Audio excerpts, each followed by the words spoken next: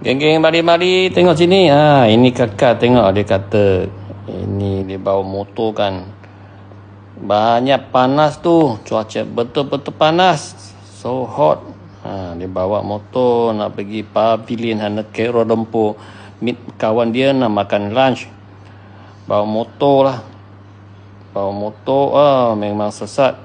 Ini kata kali pertama dia nak parking dekat pavilion. Bawa motor ini, pelan-pelan ni, kakak steady ni. Lock bumper, I was thinking, actually, wah, ini macam kata, macam bawa ini apa, kuda. Masuk parking ni, bawa motorbike, masuk motorbike punya parking, masuk dalam, tunggu apa, bayar tiket dulu, tiket. Ini dia tiket dia.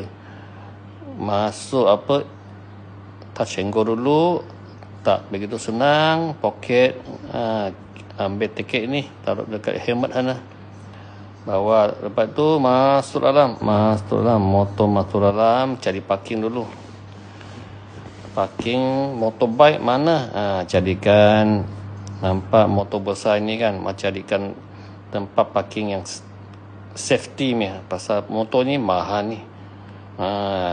Ini parking boleh tengok berapa, 500cc ni parking. Kita parking sana, tapi bayar lebih tak apa, janji dapat parking ni. Masuk dulu, tengok steady ni kakak bawa 500cc ni motor. Ini kalau bayar nak safety kan, bayar kelebihan RM10, kasihlah RM10, tak ada hal. Ini kecil, tolak sini, tolak depan, tolak kiri kanan, nombor parking dulu pun susah. Pasal apa? Tak biasa. Ini motor tak begitu senang nak parking tau.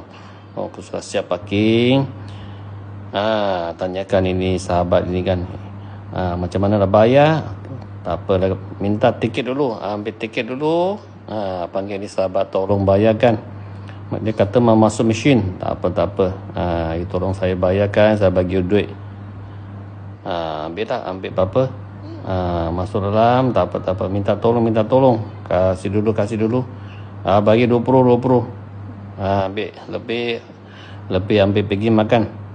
Kalau lebih lah, kalau tak cukup, minta saya lagi. Saya mau 2 jam saja. 2 jam makan saja kat sini, geng. Terima kasih tengok video ini. Itu saja, geng. Sekian, terima kasih. Jumpa lagi. Bye-bye.